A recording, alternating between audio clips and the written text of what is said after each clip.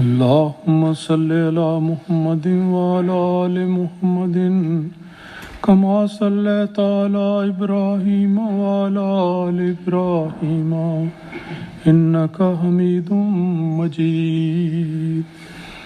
اللهم بارك على محمد وعلى آل محمد كما باركت على إبراهيم وعلى آل إبراهيم إنك حميد مجيد۔ رسول اکرم صلی اللہ علیہ وسلم کے مختلف اقوال اور ارشادات جو آپ نے ہماری رہنمائی کے لیے ارشاد فرمائے، یہ ایک ہدایت اور نور کا نہ ختم ہونے والا خزانہ ہے۔ اس میں زندگی کے مختلف پہلوؤں کے بارے میں نبی اکرم صلی اللہ علیہ وسلم کے ارشادات ملتے ہیں اور ہمیں اپنی زندگی بہتر سے بہتر بنانے کی رہنمائی ملتی ہے۔ چند احادیث آج کے درس میں پیش ہیں۔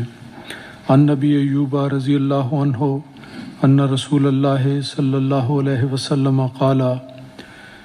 حضرت ابو ایوب رضی اللہ تعالیٰ عنہ بیان کرتے ہیں کہ رسول مقبول صلی اللہ علیہ وسلم نے ارشاد فرمایا، من ساما رمضانہ، کہ جس شخص نے رمضان کے روزے رکھے،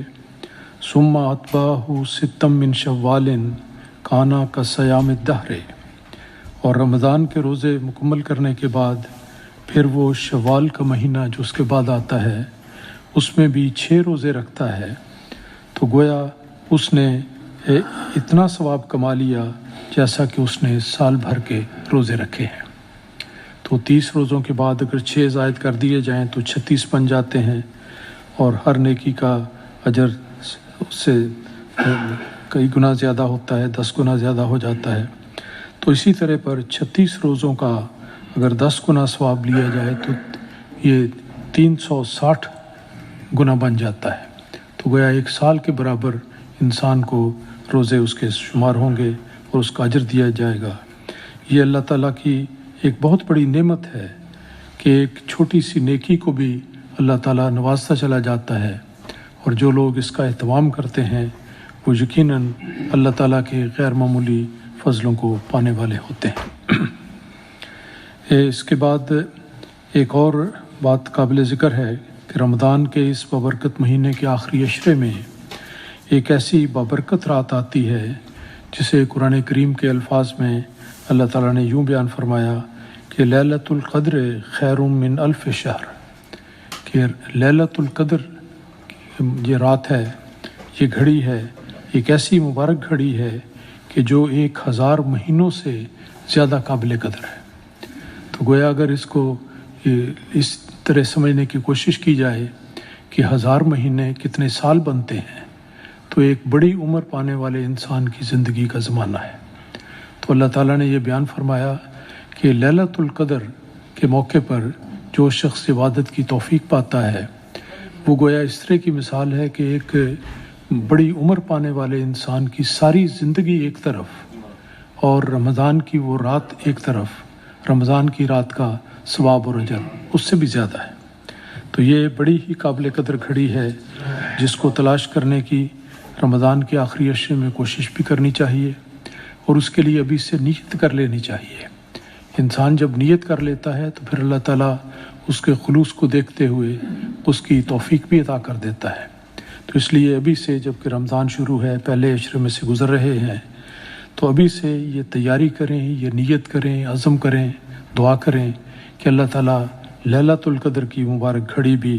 ہمیں نصیب کرے، جس کے بارے میں حدیث یہ ہے کہ عن عائشہ رضی اللہ عنہا قالت یا رسول اللہ ارأیت ان علمت ای لیلۃ لیلۃ القدر ما اقول فیہا۔ حضرت عائشہ صدیقہ رضی اللہ تعالیٰ عنہ بیان کرتی ہیں کہ ایک بار میں نے رسول خدا صلی اللہ علیہ وسلم سے یہ پوچھا، یہ دیکھیں جیسے میں نے کہا کہ اگر انسان کا خلوص ہو، اس کی نیت ہو، توجہ ہو، تو انسان اس کے راستے تلاش کرتا ہے۔ حضرت عائشہ صدیقہ رضی اللہ تعالیٰ عنہ نے ایک بار رسول پاک صلی اللہ علیہ وسلم سے پوچھا کہ ارشاد فرمائیں کہ اگر مجھے کسی طرح قرائن سے علم ہو جائے کہ آج کی رات لیلۃ القدر ہے تو پھر میں اللہ تعالیٰ کے حضور دعا کیا کروں۔ کیونکہ رات کا وقت تو تھوڑا ہے، تو عبادت کے لمحات، دعا کا موقع تھوڑا سا ہوتا ہے، تو اس میں میں کیا دعا کروں جس میں میری ساری دعائیں شامل ہو جائیں؟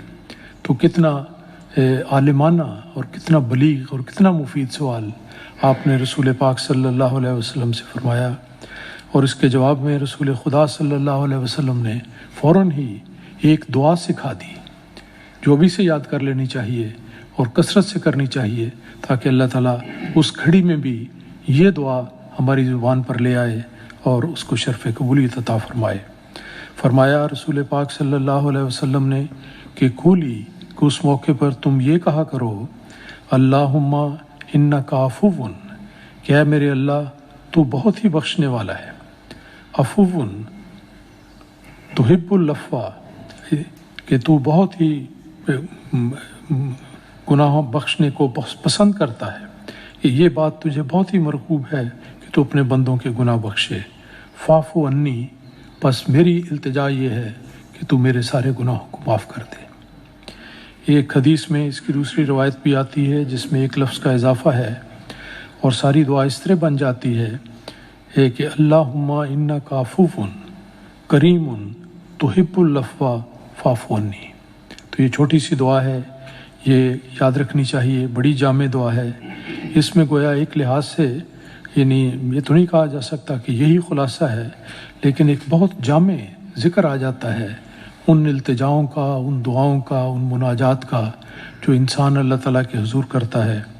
اور پہلے اللہ تعالیٰ کی تعریف کی گئی، اس کی ان صفات کا ذکر کیا گیا جن میں گناہ کے بخشنے کا ذکر ہے، اور پھر آخر میں التجا کی گئی کہ فاعف عنی، کہ اے اللہ تو مجھے بخش دے۔ یہ بہت بڑی، بہت قیمتی دعا ہے۔ الفاظ میں پھر پڑھ دیتا ہوں، اللہم انک عفو کریم تحب العفو فاعف عنی۔ رسول اکرم صلی اللہ علیہ وسلم نے احادیث میں جو نصائح فرمائی ہیں ان میں سے ایک پہلو یہ ذکر کرنا چاہتا ہوں کہ رسول پاک صلی اللہ علیہ وسلم نے فرمایا کہ بڑی نیکیاں بڑی بھی ہیں، چھوٹی بھی ہیں۔ بعض اوقات انسان بڑی نیکیوں کا تو خیال کرتا ہے لیکن چھوٹی چھوٹی باتوں کو درگزر کر دیتا ہے، ان سے نظر انداز ہو جاتا ہے، اور یہ سمجھتا ہے کہ بڑی نیکی چھوٹی سی نیکی ہے، اس کے کرنے سے کیا فائدہ۔ لیکن حقیقت یہ ہے کہ سب سے بڑی نیکی وہی ہے جو اللہ تعالیٰ کے حضور قبول ہو جائے، اور اللہ تعالیٰ کا ارشاد یہ ہے کہ وہ بڑی نیکیوں کو بھی قبول کرتا ہے، چھوٹی نیکیوں کو بھی قبول کرتا ہے، انسان کی نیت اور خلوص پر مبنی ہے۔ جس درد سے اور جس تڑپ کے ساتھ انسان کوئی نیکی بجا لائے، اللہ تعالیٰ اس کے دل کے جذبات کو جانتا ہے۔ تو اس لحاظ سے چھوٹی بڑی نیکی میں تقسیم کرنا درست نہیں، جو نیکی ملے، جس کا موقع مل سکے، جس کے کرنے کی توفیق ملے، وہ کرنی چاہیے۔ عن نبی ہریرہ رضی اللہ عنہ عن النبی صلی اللہ علیہ وسلم، حضرت ابو ہریرہ رضی اللہ تعالیٰ عنہ بیان فرماتے ہیں رسول پاک صلی اللہ علیہ وسلم کے حوالے سے کہ آپ نے ایک موقع پر ارشاد فرمایا کہ بینما رجل یمشی فی الطریق، کہ ایک شخص ایک راستے پر جا رہا تھا کہ اس نے کانٹے دار ٹہنی پڑی ہوئی دیکھی، درخت کی ایک ٹہنی جس پر کانٹے بھی لگے ہوئے تھے، وہ راستے میں پڑی ہوئی تھی۔ اب ظاہر ہے کہ یہ ایسی چیز ہے جو لوگوں کے لیے تکلیف کا موجب ہو سکتی ہے، ان کو زخمی کر سکتی ہے۔ تو اس آدمی کے دل میں یہ نیک خیال آیا، اس نے فوراً یہ کہا فاخرہ، تو اس نے اس کو رستے سے ہٹا دیا، تکلیف دہ چیز کو رستے سے ہٹا دیا۔ اور رسول پاک صلی اللہ علیہ وسلم فرماتے ہیں فشکر اللہ لہ، تو اللہ تعالیٰ نے اس کی اس نیکی کو بڑے ہی آسن انداز میں قبول فرمایا، اور فرغفر لہ، اور اس کو بخش دیا۔ تو دیکھیں، راستے سے ایک کانٹا ہٹانے کے نتیجے میں جس کو دنیا بالکل معمولی خیال کرتی ہے، کوئی روڑا آ جائے، کوئی تکلیف دہ بات آ جائے، کوئی بعض اوقات کیلے کا چھلکا پڑا ہوا ہے، یا کوئی ایسی چیز، کوئی بھی چیز جو نقصان دہ ہے اس کو رستے سے ہٹا دینا، یہ بھی ایک نیکی ہے۔ بعض اوقات انسان گزر جاتا ہے، خیال نہیں کرتا کہ ایک معمولی سی بات ہے، لیکن نیکیوں کے میدان میں بڑی نیکی دراصل وہ ہے جو اللہ تعالیٰ کے حضور قبول ہو جائے، اور اللہ تعالیٰ ہر چیز کی پاتال تک نظر رکھتا ہے، ہر چیز کو جانتا ہے، بڑی نیکی بھی قبول کرتا ہے، چھوٹی بھی ہے، اور چھوٹی نیکی بظاہر دنیا کی نظر میں ہو لیکن اس کا بڑا اجر عطا کرتا ہے۔ اس موقع پر حضرت مسیح موعود علیہ السلام کا ایک ارشاد ہے جو ہمیشہ یاد آتا ہے اور یاد رکھنا چاہیے، جس سے ہمیں ہر چھوٹی بڑی نیکی کے کرنے کی تحریک ملتی ہے۔ آپ نے ایک موقع پر ارشاد فرمایا کہ ہر ایک راہ نیکی کی اختیار کرو،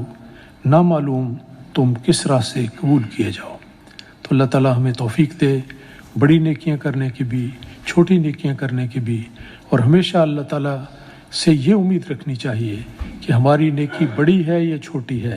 لیکن اللہ تعالیٰ کی بخشش کا سمندر بہت وسیع ہے۔ اللہ تعالیٰ ہر بڑی اور چھوٹی نیکی کو قبولیت کا درجہ عطا فرمائے، آمین۔